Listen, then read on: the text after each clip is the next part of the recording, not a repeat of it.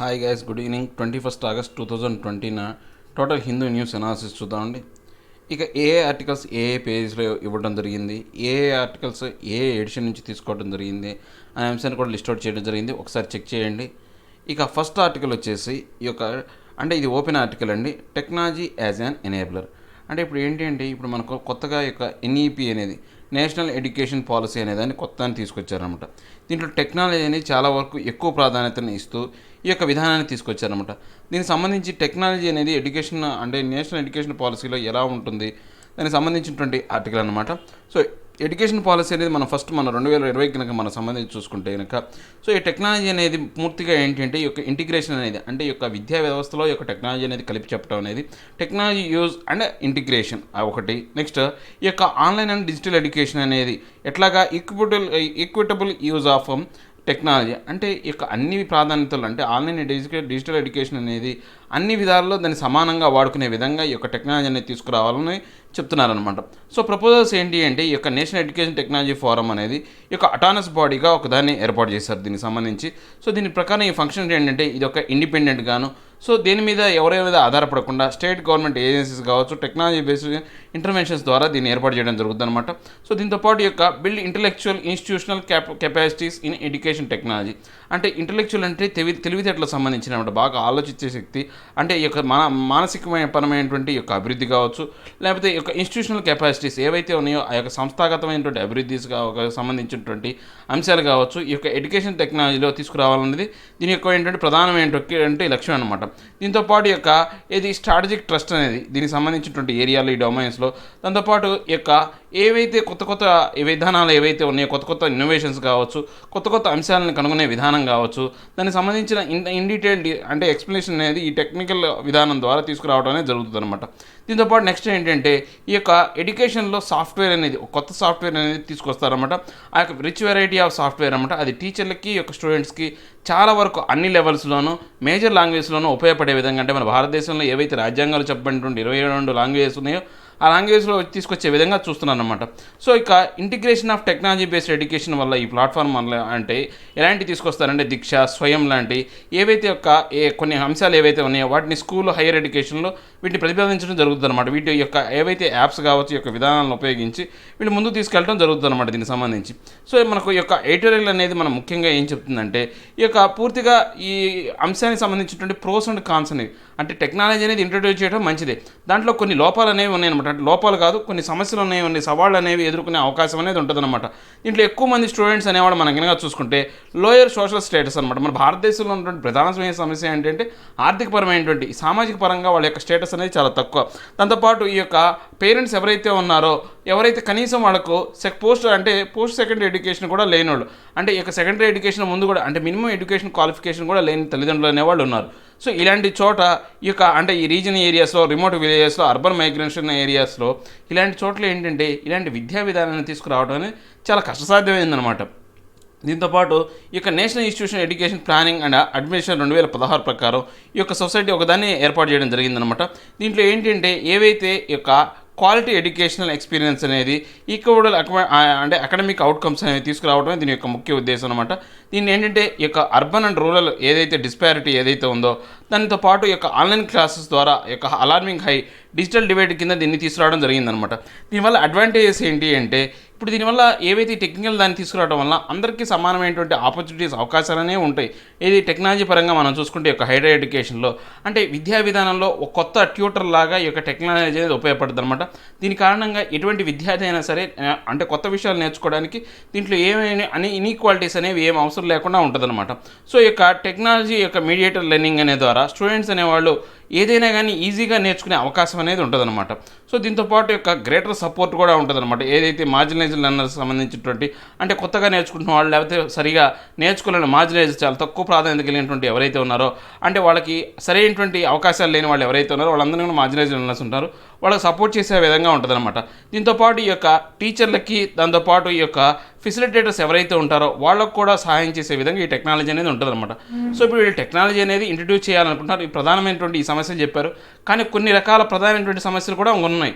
అంటే ఏంటంటే ఈ యొక్క తెలియని వయసులో టెక్నాలజీ అనేది అంటే మరీ యొక్క ఏంటంటే కొంతమంది ఎవరైతే బిలో పావర్టీ లైన్ కావచ్చు లేకపోతే ఏవైనా కానీ కొన్ని తెలియని ప్రదేశాల్లో ఉన్న చోట కనుక యొక్క టెక్నాలజీ అనేది వస్తే వాళ్ళు కనుక మిస్యూజ్ చేశారనుకోండి టెక్నాలజీ అంటే మనం ఓన్లీ పాజిటివ్నే ఆలోచించాల్సిన అవసరం లేదు, నెగిటివ్ పాయింట్ ఆఫ్ వ్యూస్ కూడా ఉన్నాయి టెక్నాలజీలో. మనం చూసుకుంటే కనుక ఇంటర్నెట్లో చదువుకోవాలంటే చదువుకోవచ్చు, చెడిపోవాలంటే చదివిపోవచ్చు. సో అలాంటి పరిస్థితులు కనుక ఏర్పడినాయి అనుకోండి, అది ఇంకా వినాశనానికి దారితీసే విధంగా ఉంటుందన్నమాట. సో టెక్నాలజీ అనేది ఎప్పుడూ కూడా ఒక మానిటర్ అనేది ఉండాలి. అంటే ప్రభుత్వం మానిటరేషన్ కావచ్చు, లేకపోతే యొక్క తల్లిదండ్రుల యొక్క మానిటర్ అనేది ఉండాలన్నమాట. ఇప్పుడు పర్యవేక్షణ అనేది ఉండాలి. తల్లిదండ్రులు పర్యవేక్షించడానికి వాళ్ళకి సరైనటువంటి వయసు లేదు. ప్రభుత్వం అనేది ఈ యొక్క విద్యార్థులందరికీ వచ్చే టెక్నాలజీకి సంబంధించిన అంటే వాళ్ళని పర్యవేక్షించే అంత టెక్నాలజీ ఉందో లేదో కూడా ముందు ప్రభుత్వం అనేది ఆలోచించాలన్నమాట. సో ఇక నెక్స్ట్ మనం చూస్తే దీంతో పాటు ఆధార్ ఇంకా ఏం కంక్లూడ్ చేశారంటే ఈ డిజిటల్ ఎడ్యుకేషన్ వల్ల ఏంటంటే చాలా వరకు ఏంటంటే ఈ టెక్నాలజీ అనేది అందరికీ ఆమోదింపబడే విధంగాను, అందరికీ అంటే ఉపయోగపడే విధంగాను, అందరితో పాటు సమానంగా వచ్చే విధంగాను ఉంటుందన్నమాట. ఈ వాల్యూస్ అనేవి అంటే అందరికీ ఈజీగా నేర్చుకోవడానికి అవకాశం ఉంటుందన్నమాట. దీంతోపాటు యొక్క ఎడిషనల్ లెర్నింగ్ ఇన్పుట్స్ అనేవి అంటే కొత్తగా మనం ఎడిషనల్గా ఏమైనా నేర్చుకోవడానికి కూడా అవకాశం ఉంటుందన్నమాట. సో యూనివర్సిటీస్ కావచ్చు, కాలేజెస్ కావచ్చు, ఏవైతే ఉంటాయో వాటికి సంబంధించినటువంటి ఇన్ఫ్రాస్ట్రక్చర్లు ఇవి కలిగి ఉండటం వల్ల ఏంటంటే అంటే అభివృద్ధి ప్రకారంగా అంటే వాళ్ళ యొక్క విద్యా విధానంలో అభివృద్ధి చెందే విధంగా ఉంటాయి అన్నమాట. సో దీంతోపాటు యొక్క ఇంప్లిమెంట్కి సంబంధించినటువంటి వాల్యూ కావచ్చు, ఇంక్లూజన్ కావచ్చు, లేదా స్ట్రక్చర్ అనేది ప్రాసెస్ అనేది హయ్యర్ ఎడ్యుకేషన్లో నుంచి దీంట్లో స్టార్ట్ చేయడం జరుగుతుంది అనమాట. ఇప్పుడు నేషనల్ ఎడ్యుకేషన్ పాలసీ 2020 ప్రకారం ఏంటంటే ఈ యొక్క డిజిటల్ డివైడ్ అనే దాన్ని వీళ్ళు కొత్తగా దీన్ని ప్రవేశపెట్టాలనుకుంటున్నారు. దీంతోపాటు అంటే దీని యొక్క ముఖ్య ఉద్దేశం ఏంటంటే ఈ యొక్క మీడియా అనేది ఎగ్జిస్టింగ్ మాస్ మీడియా ద్వారా అంటే టెలివిజన్ కావచ్చు, రేడియో కావచ్చు, కమ్యూనిటీ రేడియో కావచ్చు, లేదా బ్రాడ్కాస్ట్ ఎడ్యుకేషన్ ప్రోగ్రామ్స్ ద్వారా అంటే టీవీల ద్వారా మనం తమిళనాడులో ఆల్రెడీ చూసాం, టీవీలో క్లాసులు అనేవి చెప్పడం జరుగుతుందన్నమాట. అలాంటి విధానాల ద్వారా ఇప్పుడు ఏంటంటే ఈ యొక్క విద్యా విధానాన్ని ముందుకు తీసుకెళ్లాలని చూస్తున్నారు. దీంతో ఏంటంటే 24/7 డిఫరెంట్ లాంగ్వేజ్లో ఇవన్నీ అందుబాటులో ఉండే విధంగా చేస్తారంటే 24 గంటలు అంటే 7 రోజులు ఎప్పుడు కావాలంటే అప్పుడు రాత్రి పగలనే తేడా లేకుండా వాళ్ళకి అందుబాటులో ఉండే విధంగా చూస్తారనమాట. దాంతోపాటు స్పెషల్ ఫోకస్ అనేది మనం చూసుకుంటే ఆల్ ఇండియన్ లాంగ్వేజ్లో అనేది ఉంటుందన్నమాట. ఈ యొక్క మనం డిజిటల్ కంటెంట్ ప్రకారం మనం కనుక చూస్తే ఈ టీచర్స్ కావచ్చు, స్టూడెంట్స్ కావచ్చు, వాళ్ళ మీడియం ఆఫ్ ఇన్స్టిట్యూషన్ ప్రకారం ఏంటంటే ఏ లాంగ్వేజ్నైనా కానీ ఈ యొక్క డిజిటల్ టెక్నాలజీ అనేది అందుబాటులో ఉండే విధంగా తీసుకురావడం అనేది జరుగుతుంది అనమాట. సో అంతటితో ఆర్టికల్ కంక్లూజన్ అయిపోయిందండి. ఇక నెక్స్ట్ ఆర్టికల్ వచ్చేసి మనం చూస్తే కనుక the marriage age misconception. Marriage age misconception అంటే ఏంటంటే ఇప్పుడు మనం పెళ్లి చేసుకునే వయసుకు సంబంధించినటువంటి ఈ యొక్క ఏవైతే అంశం మీద అందరికీ ఒక అపోహలు ఉన్నాయన్నమాట. మిస్కన్సెప్షన్ అంటే అపోహలు అనమాట. ఇది ఎవరంటే చెప్పిందంటే మేరీ ఈ జాన్ అనే ఒక ఆథర్ చెప్పారనమాట. సో ఈ యొక్క ఆథర్ వర్షన్ ప్రకారం ఏంటి అంటే ఈ యొక్క రకరకాల అంటే ఇప్పుడు మ్యారేజ్ ఏజ్ అనేది మనం అందరికీ తెలిసిందే. లేడీస్కి అయితే 18 years ఆఫ్ ఏజ్ అనేది ఉంటుంది. అక్కడ లేడీస్కి 18 years ఆఫ్ ఏజ్, జెంట్ అనేవాడికి 21 years ఆఫ్ ఏజ్ అనేది ఉంటుంది అనమాట. యాక్చువల్గా మ్యారేజ్ ఏజ్ అనేది ఆ యొక్క ఏజ్ అనేది ఇప్పుడు ఈ లేడీస్ ఏజ్ని కూడా 21 years ఆఫ్ ఏజ్ కిందగా మార్చేసి అంటే ఈక్వలెంట్గా మగవాళ్ళకి ఈక్వలెంట్గా ప్రాధాన్యత కలిగించే విధంగా తీసుకురావాలని చూస్తున్నాం. ఎందుకు తీసుకురావాలని చూస్తున్నారు? ఈ మధ్యకాలంలో ఏంటంటే ఈ యొక్క ఉమెన్కి సంబంధించినటువంటి మాల్ న్యూట్రిషన్ కావచ్చు, పుట్టే పిల్లల్లో ఉన్నటువంటి ఈ యొక్క ఏవైతే కొన్ని అంటే ఇబ్బందులు ఏవైతే ఉన్నాయో అంటే లోయర్ బర్త్ వెయిట్ కావచ్చు, దాంతోపాటు ఇంకా రకరకాల సమస్యలు అనేటువంటి హైజీనిటీ లేకపోవటం, దాంతోపాటు ఈ యొక్క ఎవరైతే ఆడవాళ్ళు ఉన్నారో వాళ్ళ యొక్క బర్త్ మోర్టాలిటీ అంటే యొక్క మెటర్నిటీ రేటు కూడా ఎక్కువగా పెరిగిపోవటం అనేది దీనికి ఉన్నటువంటి ప్రధానమైనటువంటి కారణం అనమాట. సో అలాంటి కారణాలు ఎలిమినేట్ చేయడానికి ప్రభుత్వం అనేది ఈ యొక్క 18 ఏళ్ళ నుంచి 21 ఏళ్ల వయసుకి ప్రపోజల్ పెట్టాలని చూస్తుందన్నమాట. సో దీనికి సంబంధించి ఒక కమిటీ అనే దాన్ని ఏర్పాటు చేశారన్నమాట. దీనికి సంబంధించి టాస్క్ ఫోర్స్ కమిటీ అనే దాన్ని ఏర్పాటు చేయడం జరిగింది. ఇది జూన్ 2020లో ఏర్పాటు చేయడం జరిగింది. దీన్ని హెడ్ ఎవరంటే జయా జైట్లీ అనే ఆమెని ఇక హెడ్గా దీంట్లో పెట్టారనమాట. సో దీని ప్రకారం ఏంటంటే వాళ్ళు మదర్హుడ్కి సంబంధించి ఇంపరేటివ్స్ ఏవైతే ఇబ్బందికరమైనటువంటి పరిస్థితులు కావచ్చు, లేకపోతే లోయరింగ్ మెటర్నల్ మోర్టాలిటీ రేట్ అంటే ఈ యొక్క తల్లులో అంటే గర్భం దాల్చిన తర్వాత కావచ్చు, లేకపోతే ఈ యొక్క ప్రసవ సమయంలో చనిపోయే వాళ్ళ సంఖ్యను తగ్గించడం కోసం ఇలాంటి అన్ని రకాల ఇష్యూస్ మీద వాళ్ళు ఏంటంటే రీసెర్చ్ చేస్తారనమాట. దీనికి సంబంధించినటువంటి terms of reference of the task force అనేది కూడా ఇవ్వడం జరిగింది. దీన్ని 3 రకాలైనటువంటి ఒక వ్యక్తులు అనేవాళ్ళు దీన్ని ఈ యొక్క ఏదైతే ప్రోగ్రాం గురించి వాళ్ళ అభిప్రాయాలు వ్యక్తం చేస్తున్నారన్నమాట. కొంతమంది ఏంటంటే ఈ యొక్క 21 years ఆఫ్ ఏజ్ ఏదైతే ఉందో దాంట్లో మార్పు చేయాలి, కన్వర్ట్ చేయాలని చెప్పి సపోర్ట్ చేసేవాళ్ళు ఒకళ్ళు ఉన్నారు. కొంతమంది ఏంటంటే ఆ యొక్క 21 ఏజ్ నేను సపోర్ట్ చేయకుండా 18 ఏజ్లోనే కంటిన్యూ చేయాలనే వాళ్ళు ఉన్నారు. కొంతమంది ఏమంటున్నారంటే 21 ఏజ్ అనే దాన్ని సపోర్ట్ చేస్తూ కానీ ఇప్పుడు 21 ఏజ్కి మార్చడానికి వీళ్ళు చెప్పే కారణాలు సరైనటువంటి కారణాలు కాదు.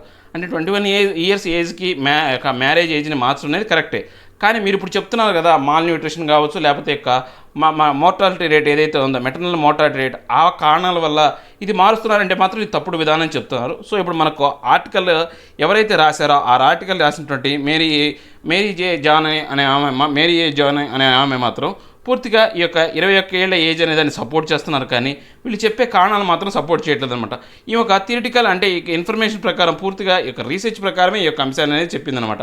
యాక్చువల్గా మనకు 1978 వరకు కూడా ఈ యొక్క చైల్డ్ మ్యారేజ్ యాక్ట్ కింద, అంటే ఇది 1929కి సంబంధించినటువంటి ఈ యొక్క చైల్డ్ మ్యారేజ్ రిస్ట్రిక్షన్, అంటే child marriage restraint act of 1929 కింద ఈ యొక్క చైల్డ్ మ్యారేజ్ ఏజ్ ఏదైతే ఉందో ఆడపిల్లలకి అయితే 15 ఇయర్స్ అనేది ఉండేదన్నమాట. దీన్ని మనం పాపులర్గా ఏమంటామంటే శారదా యాక్ట్ అంటాం అనమాట. సో ఇప్పుడు ఏజ్ ఏదైతే ఉందో, మ్యారేజ్ ఏజ్ అనేది ఇప్పుడు 18 సంవత్సరాలకు మార్చబడింది. ఎప్పుడు 1978లో ఈ చట్టంలో మార్పులు తీసుకొచ్చి శారదా యాక్ట్లో మార్పులు తీసుకొచ్చారు. తర్వాత ఇక 2006లో చైల్డ్ మ్యారేజ్ అనే దాన్ని కొత్త యాక్ట్ అనేది తీసుకురావడం జరిగింది. ఆ యాక్ట్ ప్రకారం ఏంటంటే ఆడపిల్లకైతే 18 సంవత్సరాలు, మగపిల్లడికి అయితే 21 సంవత్సరాల లోపు కనుక మ్యారేజ్ చేస్తే వాళ్ళకి ఎవరైతే మ్యారేజ్ చేస్తారో వాళ్ళకి 2 సంవత్సరాల పనిష్మెంట్, 1 లక్ష రూపాయల వరకు ఏదైతే ఫైన్ అనేది ఉంటుందన్నమాట. ఒకవేళ 1 లక్ష రూపాయల ఫైన్ 2 కూడా పడే అవకాశం ఉంటుందన్నమాట. ఏదో ఒకటి ఉంటుంది, లేదా 2 పడే అవకాశం ఉంటుందన్నమాట. సో దీని ప్రకారం ఏంటంటే ఎవరైతే ఈ యొక్క మ్యారేజ్ చేసుకుంటారో, ఈ యొక్క 18 కావచ్చు, 21 ఆడపిల్లకి అయితే 18, మగపిల్లడికి అయితే 21 ఏళ్ళ లోపు చేసుకుంటారో వాళ్ళు పూర్తిగా ఏంటంటే ఆ చట్టరీత్యా నేరస్తులు అనమాట. చట్టబద్ధంగా నేరస్తులు, మ్యారేజ్ చేసిన వాళ్ళు నేరస్తులు అవుతారు. సో ఇప్పుడు ఆధార్ వ్యూ ప్రకారం ఏంటంటే ఈ యొక్క గ్రూప్ ఆఫ్ పీపుల్ ఎవరైతే ఉన్నారో ఈ యొక్క డిమాండింగ్ సచ్ చేంజెస్ అనేవి, వాళ్ళు ఈ యొక్క తీసుకొస్తున్న చేంజెస్ అనేది యాక్సెప్ట్ చేస్తుంది. కానీ ఈ యొక్క ఏవైతే కొన్ని అంశాలు ఏవైతే ఉన్నాయో వాళ్ళు చెప్తున్న రీజన్స్ మాత్రం ఒప్పుకోవట్లేదు అనమాట. ఈ యొక్క రీసెర్చ్ స్టడీస్ ప్రకారం ఆమె ఏం చెప్పింది అంటే, ఈ యొక్క సర్వే దాంట్లో ప్రకారం చూసుకుంటే 2015-16 సంబంధించిన సర్వేలో ఈ చిల్డ్రన్ కావచ్చు, లేకపోతే ఆ యొక్క ఎవరైతే అంటే పుట్టిన పిల్లలు కావచ్చు, వాళ్ళు చాలా బలహీనంగా ఉన్నారు. దాంతోపాటు ఆడవాళ్ళు అనేవాళ్ళు చాలా సన్నగా ఉన్నారనమాట. దీనికి కారణాలు అనేవి రీసెర్చ్ చేస్తే కనుక ఆ యొక్క తల్లి అనేది మ్యారేజ్ ఏజ్ కన్నా కానీ ఆమె కన్సెప్షన్ అంటే తల్లి అవ్వడానికి అయ్యే వయసు ఎంత, ఆ వయసును బట్టి, తర్వాత వాళ్ళ యొక్క ఆర్థికపరమైనటువంటి పరిస్థితి, ఆ యొక్క సిచ్యువేషన్ అనేది ఎలా ఉంది, వాళ్ళ కుటుంబ పరిస్థితులు ఎలా ఉన్నాయి, వీటన్నిటి ఆధారితంగా కానీ అన్నిటి రిజల్ట్స్ కారణంగానే ఆమె యొక్క పిల్లలు పుట్టిన తర్వాత ఆ యొక్క అనారోగ్యం కావచ్చు, లేకపోతే ఆమె సన్నగా అవటం కావచ్చు కారణాలు అవుతున్నాయి, కానీ ఆమె మ్యారేజ్ ఏజ్ అనేది కారణం కాదనమాట. ఎందుకని ఎక్కువగా కూడా మ్యారేజ్ అనేది తొందరగా మ్యారేజ్ అనేది జరగడానికి కారణం ఏంటంటే అక్కడ వాళ్ళకి ఏంటంటే పావర్టీలో ఉంటాం. ఏవైతే తొందరగా పెళ్లి చేయాలనుకునే వాళ్ళు ఎవరైనా అనుకుంటారంటే వాళ్ళని భరించలేక, వాళ్ళకి విద్యా విధానాన్ని అందించలేక వాళ్ళు తొందరగా మ్యారేజ్ చేయాలనుకుంటారు. సో మెయిన్ రీజన్ ఏంటంటే పావర్టీ. ఆ పావర్టీ అనే దాన్ని మనం ఎరాడికేట్ చేసి దాన్ని వదిలిపెట్టేసి, అలా కాకుండా ఆ పావర్టీ గురించి ఆలోచించకుండా వీళ్ళు దేని గురించి ఆలోచిస్తున్నారు, పూర్తిగా ఈ యొక్క చైల్డ్ మ్యారేజ్, ప్రీ మ్యారేజ్ అనేది జరుగుతుందన్నారు. ప్రీ మ్యారేజ్ ఎందుకు జరుగుతుంది, ఆ లేడీస్కి పావర్టీ కావచ్చు, లేకపోతే వాళ్ళ యొక్క సంబంధించినటువంటి సోషల్ ఎకనామిక్ స్టేటస్ అనేది చాలా పూర్గా ఉంది. ఆ యొక్క సోషల్ ఎకనామిక్ స్టేటస్ గురించి ఆలోచించట్లేదు. దాంతోపాటు వీళ్ళకు పెళ్ళైన తర్వాత అయినా కానీ వాళ్ళ సోషల్ ఎకనామిక్ స్టేటస్ ఏమైనా మారుద్దా అంటే సో అలాంటి స్టేటస్లోనే ఉంటారు. దానివల్ల ఏంటంటే వాళ్ళకి మాల్ న్యూట్రిషన్ ప్రాబ్లం ఉంటుంది. అంటే గర్భం దాల్చినప్పుడు వాళ్ళకి సరైనటువంటి పోషక ఆహార విలువలు అనేవి అందకపోవడం వల్ల వాళ్ళకు రాబోయే కాలంలో ఆ కన్సెప్షన్ అంటే ప్రెగ్నెన్సీ తర్వాత ఏమవుతుందంటే అలాంటి సమస్యలు అనేవి ఏర్పడతాయి. అలాంటి సమస్యలు మనం అవాయిడ్ చేయాలంటే అంగన్వాడీ స్కూల్స్ కావచ్చు, మెకానిజమ్స్ ఇవన్నీ తీసుకొచ్చి ఆ గాళ్ళు కావచ్చు, ఉమెన్ కావచ్చు, ఎవరైతే ఆ ఇన్స్టిట్యూషన్లో ఉన్న వాళ్ళు ఎవరైతే ఉన్నారో వాళ్ళని అభివృద్ధి చేసే విధంగా ఉండాలి. కానీ వాళ్ళ యొక్క ఏజ్లో మార్పులు తీసుకొచ్చినంత మాత్రాన పెద్దగా ప్రాధాన్యత అనేది లేదనమాట. దానివల్ల ఉపయోగం లేదనమాట. సో ఇంకా మన భారతదేశం అనేది చాలా వరకు ఏంటంటే ఒక మిస్కన్సెప్షన్ ఉందన్నమాట, అపోహల్లో ఉందన్నమాట. అంటే మనకు చైల్డ్ మ్యారేజ్ అనేవి రోజు పెరగటం వల్ల మన భారతదేశంలో జనాభా అనేది పెరిగిపోయే అవకాశం ఉందని చెప్తున్నారు. కానీ మన భారతదేశంలో మనం ఏమైనా చూసుకుంటే ఈ మధ్యకాలంలో ఈ యొక్క చైల్డ్కి సంబంధించినటువంటి బర్త్ రేట్ అనేది పూర్తిగా పడిపోయింది. మనం ఏదైతే ముఖ్యంగా చైల్డ్ మ్యారేజెస్ బాగా జరుగుతున్నటువంటి కొన్ని రాష్ట్రాలు, అంటే వెనకబడిన రాష్ట్రాలు ఏవైతే ఉన్నాయో ఆ రాష్ట్రాల్లోనే మన యొక్క child mortality, child birth rate మనం చూసుకుంటే చాలా తక్కువగా ఉందన్నమాట. సో దీని ప్రకారం ఏంటంటే వీళ్ళు చెప్పిన యొక్క మిస్కన్సెప్షన్ అనేది పూర్తిగా యొక్క అపోహగా మెరిగిపోయిందనమాట. సో ఇప్పుడు ఏంటంటే మనం ఈ యొక్క వయసుకు సంబంధించడం లేకుండా ఈ యొక్క పూర్ హెల్త్కి సంబంధించి, న్యూట్రిషన్ సంబంధించినటువంటి అంశాలలో వాళ్ళు ఏం అడ్రస్ చేయాలి అంటే వాళ్ళకి సంబంధించినటువంటి పూర్ స్టేటస్ అనేది దాన్ని మనం అడ్రస్ చేయాలో చెప్తే వయసు అనే దాన్ని అడ్రస్ చేయడం అనేది కరెక్ట్ అయినటువంటి అంశం కాదని చెప్పేసి ఆధార్ కంక్లూడ్ చేశారనమాట. Next, the leaders we need in today's world. అంటే ఇప్పుడు మనకు ఈ యొక్క ప్రస్తుతం ఉన్న ప్రపంచానికి ఎలాంటి నాయకులు ఎవరు కావాలా? మనం ఇప్పుడు ప్రపంచం మొత్తం కనుక చూసుకుంటే ఏంటంటే పూర్తిగా ఏంటంటే వివాదాస్పదంగా తయారైంది. ఎవరైనా కానీ యుద్ధపూరితమైనటువంటి వాదంగాను, దాంతోపాటు ఏంటంటే ఓవర్ నేషనలిజం అనమాట. అంటే వాళ్ళ దేశం మీద అత్యంత ఎక్కువ ప్రేమను కలిగించడం కావచ్చు, ఎక్కువ ప్రాధాన్యత ఇవ్వటం, అలాంటి స్థానాలనే మనం చూస్తున్నాం. మనం ఈ మధ్యకాలంలో రీసెంట్గా మనం చాలా అంశాలు అనేవి చూసాం. ఈ యొక్క ఏవైతే అధికారం కోసం కావచ్చు, మనకు ఈ యొక్క అంటే బెలారస్లో కావచ్చు, లేకపోతే ఈ యొక్క నార్త్ ఈస్టర్న్ స్టేట్లో అయినటువంటి ఈ యొక్క సిరియాలో కావచ్చు, ఇరాన్లో కావచ్చు, ఇలాంటి చోట ఈ యొక్క అధికార దాహం అనేది రోజు రోజుకు పెరిగిపోతుంది అనమాట లీడర్స్లో. సో వాళ్ళకి ఏంటంటే ఈ యొక్క ప్రజాస్వామ్యబద్ధమైనటువంటి విధానాలు అనేవి వాళ్ళకి ఏం అవసరం లేదు. వాళ్ళకి ఎంతప్పటికీ కూడా వాళ్ళ యొక్క ఏవైతే అంశాలు ఉంటాయో వాటికి యాక్సెప్టబుల్గా ఉండాలన్నమాట. సో ఇప్పుడు మనకు ప్రపంచవ్యాప్తంగా చాలా వరకు ఇష్యూస్ అనేవి ఉన్నాయన్నమాట. ఇష్యూస్ ఎక్కడ వస్తా వాళ్ళు అనేవి ఉన్నాయన్నమాట. సో మనం ఇప్పుడు చూసుకుంటే గ్లోబల్గా మన యొక్క రీసెంట్ ప్రకారం చూసుకుంటే ఈ యొక్క ఎథికల్ వాల్యూస్ అనేవి రోజు రోజుకి దిగజారిపోతున్నాయి అనమాట. సో దీని పాటు ఏంటంటే రా పవర్ అనేది ఎవరైతే అంటే శక్తి ఉన్నవాడు, బలం ఉన్నవాడు మాత్రమే అధికారంలో కొనసాగే విధంగా ఉందన్నమాట. దీనివల్ల ఏమవుతుందంటే ఇన్స్టిట్యూషన్ లెగసీ ఏవైతే ఉన్నాయో, అంటే ఇప్పుడు వరల్డ్ హెల్త్ ఆర్గనైజేషన్ కావచ్చు, లేకపోతే ఈ యొక్క వరల్డ్ ట్రేడ్ ఆర్గనైజేషన్ కావచ్చు, లేకపోతే యూరోపియన్ యూనియన్ కావచ్చు, యుఎన్ కావచ్చు, యునైటెడ్ నేషన్స్ కావచ్చు, ఇలాంటి ఇన్స్టిట్యూషన్ లెగసీ అంటే ఏవైతే లెజిటిమసీ అనేది వాటి యొక్క ఏదైతే గొప్పతనం ఏదో పూర్తిగా తగ్గిపోయే అవకాశం ఉందన్నమాట. అంటే వాటిని ఎవరు పట్టించుకోవాలన్నమాట. Next jingoistic nationalism. Jingoistic nationalism అంటే మితిమీరినటువంటి దేశభక్తి. అలాంటి విధానం వల్ల ఏమవుతుందంటే మనం ఏంటంటే చాలా వరకు ఛాలెంజెస్, సవాళ్ళు అనేది ఎదుర్కొనే విధంగా ఉందన్నమాట. ఇప్పుడు ట్రంప్ కనుక చూస్తే కనుక ఆయన ఏం చేశాడు, వీసా రిస్ట్రిక్షన్స్ అని పెట్టాడు. అది మితిమీరినటువంటి ఈ యొక్క జాతీయతా భావం వల్ల జరిగినటువంటి అంశం అనమాట. సో ఇలాంటి కారణాల వల్ల ఏమవుతుందంటే దేశాల మధ్య సఖ్యత అనేది దెబ్బతినే అవకాశం ఉందన్నమాట. దాంతోపాటు ఈ యొక్క ఫేక్ న్యూసెస్ కావచ్చు, మిస్ఇన్ఫర్మేషన్ కావచ్చు, ఈ యొక్క గ్లోబల్ ఫైనాన్షియల్ క్రైసిస్ కావచ్చు, తర్వాత ఈ యొక్క కొన్ని లక్షల్లో ఉద్యోగాలు అనేవి కోల్పోవడం కావచ్చు, ఇలాంటి యొక్క కారణాల వల్ల, సోషల్ డిజాస్టర్స్ వల్ల, ఇవన్నీ కూడా జియోపొలిటికల్ రైవల్సరీస్ అనేవి రావడం వల్ల రేసిజం, నెక్స్ట్ జీనోఫోబియా, ఇవన్నీ కూడా మనం చూసుకుంటే ఏంటంటే రాబోయే కాలంలో వినాశనాన్ని దారితీసే అంశాలన్నమాట.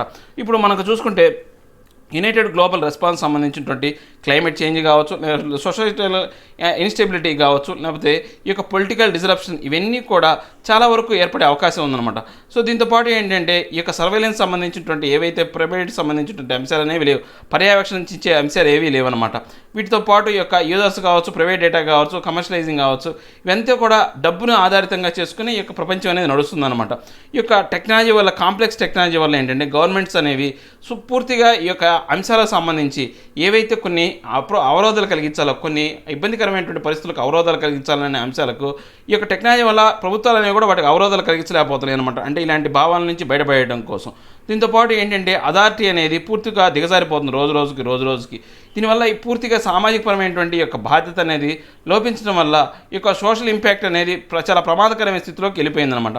సో ఇలాంటి పరిస్థితుల్లో మనకు ఇప్పుడున్న నాయకత్వం అనేది సరిగా లేదు. మనకి ఈ యొక్క బెనిఫిట్స్ అనేవి కావచ్చు, ఈ సొసైటీకి సంబంధించి ఎటువంటి ప్రయోజనాలు అయితే లేవన్నమాట. సో మనకు దీని ప్రకారం ఏంటంటే ఈ యొక్క క్వాలిటీస్ ఆఫ్ గుడ్ లీడర్ అనే దాని గురించి ఈయన ముఖ్యంగా చెప్పాడనమాట. ఈ యొక్క గుడ్ లీడర్ అనేవాడు ఎలా ఉండాలి అంటే ఈ యొక్క ఎవరైతే వాళ్ళ యొక్క ప్రజలు ఉంటారో ఆ ప్రజలకు సంబంధించినటువంటి కలెక్టివ్ రిఫ్లెక్షన్స్, అంటే వాళ్ళ యొక్క ప్రాధాన్యతలు ఏవైతే ఉన్నాయో ఆ ప్రాధాన్యత అనుగుణంగా ఆయన ఏం చేసుకోవాలా, సొసైటీ యొక్క బెనిఫిట్స్ని దృష్టిలో పెట్టుకొని వాళ్ళకు ప్రాధాన్యత కల్పించే విధంగా ఆయన చర్యలు తీసుకోవాలి. దాంతోపాటు యొక్క ఫ్యూచర్లో అందరికీ అంటే ఈ యొక్క భవిష్యత్తు మీద ప్రజలకు నమ్మకం కలిగించే విధంగా ఈ నాయకత్వం అనేది మెటీరియలైజ్ అవ్వాలన్నమాట. దాంతోపాటు ఈ యొక్క మీడియేట్స్ ఏవైతే ఉందో, అంటే ఏవైనా సరే ఏవైనా ఇబ్బందికరమైన పరిస్థితులు వచ్చినప్పుడు ఆ పొలిటికల్గా కావచ్చు ఈ యొక్క సమ్మతి తెలిపే విధంగా, కాన్సెన్సస్ సమ్మతి కలిపి తెలిపే విధంగా ఆయన మీడియేట్ చేసే విధంగా ఉండాలి. దాంతోపాటు ఈ యొక్క ప్రజల యొక్క ఇంటిగ్రిటీ కావచ్చు, కన్సిస్టెన్సీ కావచ్చు, ఎపతి కావచ్చు, ఏవైతే ఇవన్నీ అంశాలు అనే వాటిని యొక్క సెల్ఫ్ ఎఫిషియన్సీ కావచ్చు, హ్యూమానిటీ అనేది అన్ని అంటే అన్నింటినీ జాగ్రత్తగా చూసుకునే వ్యక్తిగాను, అన్నింటినీ పరిరక్షించే వ్యక్తిగాను ఆయన ఉండాలన్నమాట. సో ఈ క్లైమేట్ చేంజ్కి సంబంధించి, పెండమిక్ ప్రొటెక్షన్, నెక్స్ట్ ప్రొటెక్షనిజం సంబంధించి, abuse, human rights, ethical slow down, ఇలాంటి యొక్క థ్రెడ్స్, హ్యూమన్ ఎగ్జిస్టింగ్ థ్రెడ్స్ ఏవైతే ఉన్నాయో వాటి నుంచి ప్రజల్ని కాపాడి వాటి నుంచి ప్రజలను నియంత్రించేవాడై ఉండాలన్నమాట. దీంతోపాటు ఏంటంటే ఈ యొక్క ఇన్స్పైరింగ్ లీడర్షిప్ అనేది, దాంతోపాటు ఏంటంటే లిబరల్, దాంతోపాటు అంటే ఇంక్లూజివ్, ట్రూలీ అంటే ఎగిలిటేరియన్ ఆర్డర్స్ అనేవి ఉండాలన్నమాట. అంటే అతను పూర్తిగా అతని యొక్క ప్రభావం వల్ల ప్రజల్లో మార్పు వచ్చే విధంగాను, ఆయన యొక్క లిబరల్గాను అంటే చాలా వరకు సరళీకృతమైనటువంటి విధానాలతో ఆయన వ్యవహరించే వ్యక్తిగా ఉండాలన్నమాట లీడర్ అనేవాడు. అలాంటి లీడర్ అనేవాడు ఉంటే ఇప్పుడు సమాజానికి సరిపోతాడు అంటున్నారు. సో ఇక నెక్స్ట్ ఆర్టికల్ మనం చూసుకుంటే కనుక మన భారతదేశంలో ఇక ఢిల్లీలో ముఖ్యంగా చూసుకుంటే ఏంటంటే ఈ యొక్క ఢిల్లీలో స్టడీగా ఏమవుతుందంటే ఈ యొక్క హెర్డ్ ఇమ్యూనిటీ అనేది పెరిగిపోతుందన్నమాట. సో ఎవరైతే ఈ యొక్క ఎక్స్పర్ట్స్ అనేవాళ్ళు అబ్జర్వ్ చేసిన ప్రకారం హర్డ్ ఇమ్యూనిటీ అనేది పెరిగిపోతుంది. హర్డ్ ఇమ్యూనిటీ అనేది చాలా వెరైటీ ఇమ్యూనిటీ అండి. మన భారతదేశంలో మాత్రమే కాకుండా చాలా దేశాల్లో ఉంటుంది ఈ హర్డ్ ఇమ్యూనిటీ అనేది. సో ముఖ్యంగా మన భారతదేశంలో ఈ హర్డ్ ఇమ్యూనిటీ అనేది చాలా ఎక్కువ. ఇది ఒక ఇండైరెక్ట్ ప్రొటెక్షన్ అనమాట. ఎట్లా అంటే ఇప్పుడు మన భారతదేశంలో ఒక 50 మందికి, అంటే మొత్తం 100 మంది జనాభా ఉన్నారనుకోండి, అందులో ఒక 50 మందికి పూర్తిగా వాళ్ళకి ఇమ్యూనిటీ అనేది వచ్చింది. మనకి యాక్చువల్గా ఇమ్యూనిటీ అనేది 2 రకాలుగా వస్తుంది. ఎలా వస్తుంది? ఒకటి వ్యాక్సిన్ రూపంలో వస్తుంది, ఇంకోటి న్యాచురల్ ఇమ్యూనిటీ అనేది మన బాడీలో ఉన్నటువంటి యొక్క స్వయం శక్తి ఏదైతే ఉందో దానివల్ల వచ్చే న్యాచురల్ ఇమ్యూనిటీ అనమాట. దానిని న్యాచురల్ హర్డ్ ఇమ్యూనిటీ అంటాం. కానీ ఇంకో ఇమ్యూనిటీ కూడా ఉంటుంది. మన భారతదేశంలో మొత్తం సపోజ్ ఒక 50% జనాభా అనే వాళ్ళకి హెల్తీగా పూర్తిగా ఇమ్యూనిటీతో ఉన్నారు. ఇంకో 50% వాళ్ళకి ఇమ్యూనిటీ లేకపోయినా కానీ వాళ్ళకి పెద్ద ప్రభావం ఉండదు. ఎందుకంటే ఈ యొక్క ఇమ్యూనిటీ ఎవరైతే ఉన్నారో, ఈ యొక్క వీళ్ళ ద్వారా వచ్చిన ఇమ్యూనిటీ అనేది వీళ్ళని సపోర్ట్ చేస్తూ ఉంటుంది అనమాట. సపోజ్ ఇప్పుడు మనకు ఈ యొక్క ఇక్కడ చూడండి, ఇక్కడ అందరూ కూడా పీపుల్ అందరూ కూడా ఇమ్యూనిటీగా ఉన్నారు. ఈ ఇద్దరికనే వాళ్ళకి ఈ యొక్క వ్యాధి అనేది సంక్రమించింది. కానీ ఈ యొక్క వ్యాధి సంక్రమించడం వల్ల వీళ్ళ యొక్క ఇమ్యూనిటీ కారణంగా వీళ్ళ యొక్క ఇమ్యూనిటీ ఏదైతే ఉందో అది వీళ్ళకు ఇండైరెక్ట్గా సపోర్ట్ చేస్తారనమాట. సో దీనివల్ల ఏంటంటే ఈ ఇద్దరిలో కూడా ఒకడే వ్యాధిగ్రస్తులు అవుతారు, కానీ ఇంకోళ్ళకి ఆ లక్షణాలు అనేవి బయటపడవు అనమాట. అంటే వేరే వాళ్ళ యొక్క ఇమ్యూనిటీ కూడా మనకు ఉపయోగపడుతుంది, మన ఆరోగ్యానికి ఉపయోగపడే దాన్నే మనం ఏమంటామంటే మనకు హర్డ్ ఇమ్యూనిటీ అంటాం అనమాట. ఇది మన భారతదేశంలో రోజు రోజుకి పెరిగిపోతుంది. ఇప్పుడు ఢిల్లీలో 29.1% అనేది ఈ యొక్క ఇమ్యూనిటీ స్టేటస్ అనేది ఉందన్నమాట. అంటే చాలామందికి ఈ యొక్క బాడీలో ఆటోమేటిక్గా కోవిడ్-19కి వ్యతిరేకంగా యాంటీబాడీస్ అనేవి మన బాడీలో తయారైనాయని చెప్తున్నారు అనమాట. సో దీనివల్ల ఈ యొక్క హర్డ్ ఇమ్యూనిటీ అనేది చాలా వరకు ఉపయోగపడుతుంది. ఎందుకు ఉపయోగపడుతుంది? ఈ యొక్క వ్యాధి అనేది స్ప్రెడ్ అవ్వనీయకుండా, ఒకరి నుంచి ఒకరికి రానియకుండా, దాంతోపాటు పూర్తిగా ఈ యొక్క వ్యాధి అనేది పూర్తిగా అంతరించిపోవడానికి చికెన్ పాక్స్ అనేది కూడా ప్రపంచం నుంచి అలానే అంతరించిపోయింది అనమాట.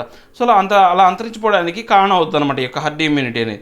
దీంతోపాటు ఈ యొక్క రష్యాకు సంబంధించినటువంటి ఒక సంస్థ అనేది ఏదైతే స్పుట్నిక్ వి అనేది కనుక సంస్థ చూస్తే కనుక వాళ్ళు ఏంటంటే రాబోయే కాలంలో వ్యాక్సిన్ అనేది రిలీజ్ చేస్తారు, ముఖ్యంగా ఇండియాకే ప్రాధాన్యత ఇస్తారని చెప్పేసి రష్యా కంపెనీ చెప్పిందనమాట. అంటే ఇండియాలోనే ఎక్కువగా ఈ యొక్క వ్యాక్సిన్ అనేది రిలీజ్ చేస్తాం, ప్రపంచ దేశాల కన్నా ముందు, అన్నిటికన్నా ముందు మేము ఫస్ట్ ఇండియాకే ఇస్తాం, వితిన్ 21 డేస్లోనే ఇస్తామని చెప్పేసి, ఇమ్యూనిటీకి సంబంధించి 21 డేస్లో అది ప్రభావవంతంగా పనిచేస్తుందని చెప్పేసి రష్యా ఫిమ్ అనేది చెప్పిందనమాట. సో ఇక మనం చూసుకుంటే state ranked 10th in cleanliness. అంటే క్లీన్లీనెస్ సంబంధించి ఈ యొక్క తమిళనాడు స్టేట్ అనేది 10వ స్థానంలో ఉందన్నమాట. మనం ప్రతి సంవత్సరం దీనికి సంబంధించినటువంటి రాష్ట్రాలు అనేవి క్లీన్లీనెస్ సంబంధించినటువంటి ఈ గురించి ఒక సర్వే అనేది జరుగుతుందన్నమాట. దీన్ని 2016లో కేంద్ర ప్రభుత్వం అనేది స్టార్ట్ చేసింది. ఈ క్లీన్లీనెస్ ప్రోగ్రామ్ అనేది 2016లో స్టార్ట్ చేసింది. ఏది స్వచ్ఛ సర్వేక్షణ 2020 కింద. ఇప్పుడు తమిళనాడు అనేది 10th ప్లేస్లో ఉందన్నమాట. దీంట్లో రకరకాల అంశాలు అనేవి చూస్తారన్నమాట. దీని యొక్క అబ్జెక్టివ్స్ ఏంటి అంటే ఏవైతే అంశాలు ఉన్నాయో ఇక లార్జ్ స్కేల్ ఆఫ్ సిటిజన్స్ అనేవి పార్ట్నర్షిప్ చేయాలా, దాంతోపాటు అందరికీ అవేర్నెస్ కలిగించాలన్నమాట. దేనికి సంబంధించి సో ఆ సొసైటీని శుభ్రంగా ఉంచే విధంగా, సిటీకి సంబంధించినటువంటి బెటర్ ప్లేస్ ఇచ్చే విధంగా వాళ్ళకి అందరికీ ప్రాధాన్యత కలిగి ఇవ్వాలా. దాంతోపాటు ఏంటంటే ఈ యొక్క స్పిరిట్ ఏదైతే ఉందో, ఏదైతే హెల్త్కి సంబంధించినటువంటి కాంప్లికేషన్స్ ఏవైతే ఉన్నాయో రానియకుండా సిటిజన్స్లో కావచ్చు, టౌన్స్లో కావచ్చు వాళ్ళు పర్యవేక్షించే విధంగా, వాళ్ళకి అందరికీ అవగాహన కలిగించే విధంగా చూడాలి. సో దీంతోపాటు యొక్క క్వాలిటీ ఏదైతే ఉందో సర్వీసెస్ అనేవి ప్రజల్లో అందజేసే విధంగాను, దాంతోపాటు ఈ యొక్క సిటీస్ కావచ్చు, టౌన్స్ కావచ్చు శుభ్రతను పాటించే విధంగా చర్యలు తీసుకోవడం దీని యొక్క ముఖ్య ఉద్దేశం అనమాట దీనికి సంబంధించి. సో ఈ యొక్క దాని ప్రకారం మనం చూస్తే కనుక దీంట్లో ఏంటంటే రకరకాల అంశాలు అనేవి ఉన్నాయన్నమాట. ఈ యొక్క ఏ జన ఆందోళన కింద మొబిలైజింగ్ సిటీ ఏదైతే ఉందో దాని ప్రకారం ఏంటంటే ఈ యొక్క పార్టిసిపేషన్ కింద సర్వే అనేది చేయడం జరిగిందనమాట. దీంట్లో ఏంటంటే ఫోకస్ ఏరియాస్ మనం కనుక చూసుకుంటే ఈ యొక్క క్లీన్నెస్ సంబంధించి ఏవైతే ఉన్నాయో అంటే ఈ యొక్క అంశాలన్నీ కూడా లిస్ట్ అవుట్ చేయడం జరిగింది. ఒకసారి మీరు ఈ అంశాలన్నీ ఒకసారి చెక్ చేయండి. దీంట్లో ఏ అంశాలు అయితే ఉన్నాయో ఒకసారి చూడండి, మీకే అర్థమవుతుంది ఏ అంశాల కింద ఈ సర్వే అనేది జరుపుతారనేది మీకు అర్థమవుతుంది. నెక్స్ట్ ఇంతటితో మన యొక్క టోటల్ ఎక్స్ప్లెనేషన్ అనేది కంప్లీట్ అయిందండి. లాస్ట్ సెషన్ అయినటువంటి యొక్క ప్రీవియస్ క్వశ్చన్స్ అనేది చూద్దాం. Consider the following with reference to herd immunity గురించి వీళ్ళు ఎక్స్ప్లెనేషన్ అంటే ఏంటి కరెక్ట్ స్టేట్మెంట్ అనేది కనుక్కోమన్నాడు. Herd immunity is the indirect protection from a contagious infection disease that happens when a population is immune. అంటే population అనేవాళ్ళు బాగా ఇమ్యూన్తో ఉంటే ఇండైరెక్ట్ ఇమ్యూనిటీ అనేది ఈ యొక్క మనకు వ్యాధి నుంచి వస్తుందని చెప్తున్నారు. కరెక్టే కదా. అంటే మనకు ఇమ్యూనిటీ లేకపోయినా కానీ మన చుట్టుపక్కల వాళ్ళు ఉండేవాళ్ళు ఇమ్యూనిటీ కనుక కలిగి ఉంటే దానివల్ల మనకు ఆ వ్యాధి అనేది రాకుండా ఉంటుంది. సో దీన్నే హర్డ్ ఇమ్యూనిటీ అంటాం. ఇది కరెక్టే. The herd immunity can be attained only through వ్యాక్సినేషన్తో దీనికి పని లేదు. ఇది రాంగ్ స్టేట్మెంట్. కరెక్ట్ స్టేట్మెంట్ అన్నాడు only 1 is the correct option. So ఇక నెక్స్ట్ స్టేట్మెంట్ మనం చూస్తే కనుక consider the following statement with reference to the Swachh Survekshan 2020. It was released by the department of drinking water sanitation ministry of Jal Shakti. కాదండి, ఇది wrong option. Department of drinking water కాదు, wrong option. It assessed the urban and rural area of India levels of cleanliness. Urban and rural కాదు, only urban ఏరియాసే, rural ఏరియాస్తో దీనికి సంబంధం లేదు. So ఇది కూడా రాంగ్ స్టేట్మెంటే. It specially assessed and ranked the towns along rivers Ganga and Yamuna, అంటే గంగా అండ్ యమున అనే కాకుండా ఓన్లీ గంగాతో పాటు యమున అనేది కరెక్ట్ కాదనమాట. సో ఇది కూడా స్టేట్మెంట్ తప్పు. ఇన్కరెక్ట్ స్టేట్మెంట్ కాబట్టి 3 కరెక్ట్ అనేవి ఇన్కరెక్ట్ స్టేట్మెంట్స్. 3 స్టేట్మెంట్స్ మనకి incorrect statements. Next, ministry of education initiated A number of online learning resources to assist students, scholars, teachers and life long learners in their studies. These initiatives cover education requirement of learner ranging from school to post graduation. Which projects mentioned below were are initiated by the Ministry of Education? So ఇక స్వయం కావచ్చు, ఈ యాత్ర కావచ్చు, ఈ యంత్ర కావచ్చు, next ఫోసీ కావచ్చు, వర్చువల్ ల్యాబ్స్, ఇవన్నీ కూడా దీనికి సంబంధించినవి, ఈ పై స్టేట్మెంట్ సంబంధించినవి. సో 1, 2, 3 అండ్ 4 అనమాట. స్వయం వచ్చేసి మనకు ఆన్లైన్ కోర్సుకు సంబంధించినటువంటి ఏవైతే 140 యూనివర్సిటీకి సంబంధించినటువంటి యొక్క క్రెడిట్ సంబంధించింది అనమాట. సో నెక్స్ట్ ఈ యంత్ర అనేది మనం కనుక చూసుకుంటే ఏవైతే ఎక్స్పెండిచర్ ఎనేబుల్ సిస్టమ్ అనమాట. దీని ప్రకారం ఏంటంటే 380 ల్యాబ్స్ కావచ్చు, 2300 ప్లస్ కాలేజెస్లో ఈ యొక్క బెనిఫిటెడ్ ఉంటుంది అనమాట. నెక్స్ట్ ఫాసీ అనే దానికి చూసుకుంటే కనుక free or libre and open source to the software education అనమాట. అందరికీ ఏదైతే డెవలప్ ప్రమోషన్ అంటే ఇక సాఫ్ట్వేర్ ఎడ్యుకేషన్ ద్వారా అందరినీ ప్రమోట్ చేయడానికి సంబంధించింది అనమాట. వర్చువల్ ల్యాబ్స్ అనేవి మనం కనుక చూసుకుంటే 275 ల్యాబ్స్ అనేవి 2200 ప్లస్ ఎక్స్పెరిమెంట్స్ మోడ్స్ కావచ్చు 18 lakhs సంబంధించిన స్టూడెంట్స్కి బెనిఫిట్ అవ్వడానికి ఏర్పాటు చేయడం జరిగింది అనమాట. సో ఇవన్నీ కూడా 4 కరెక్ట్ స్టేట్మెంట్స్. సో ఇక నెక్స్ట్ క్వశ్చన్ చూస్తే, consider the following statement reference to the prohibition of child marriage act 2006. As per the act, child means A person who has not completed 18 years of old. ఇది wrong statement అండి. ఇది ఇద్దరికి జనరలైజర్ చెప్పాడు. ఆడపిల్లకైతే 18 సంవత్సరాలు, మగపిల్లడికి అయితే 21 సంవత్సరాలని మనం చెప్పాము. సో వీళ్ళు ఇక్కడ ఏంటంటే జనరలైజర్ చెప్పాడు. ఇది రాంగ్ స్టేట్మెంట్ అనమాట. Promoting permitting solemnisation of child marriage is punishable under the act. అంటే ఏదైతే తక్కువ వయసు అంటే ఉన్న వయసు కన్నా కానీ తక్కువ వయసులో ఏదైతే నిర్ధారించినటువంటి వయసు కన్నా తక్కువ వయసులో కనుక మ్యారేజ్ జరిగితే అది పనిషబుల్ అన్నారు. కరెక్టే కదా, పనిష్ చేస్తారు. సో మనకేంటి 1 lakh ఫైన్ కావచ్చు, లేకపోతే ఒక 2 years జైలు కావచ్చు, లేకపోతే 2 కావచ్చు అన్నాడు. సో వీడు ఏమడిగాడు? Correct statement. 2 is the correct statement. Only 2 is the correct statement. So ఇవండి ఈ రోజున హిందూలోని టోటల్ న్యూస్ అనాలిసిస్. నా ఎక్స్ప్లెనేషన్ మీకు నచ్చినట్లయితే లైక్ చేయండి, షేర్ చేయండి. మీరు ఏదైనా చెప్పాలి అనుకుంటే కింద కామెంట్ రూపంలో తెలియజేయండి. ఇంకా సబ్స్క్రైబ్ అవ్వడం ఎవరైనా ఉంటే సబ్స్క్రైబ్ అవ్వండి. Thank you very much.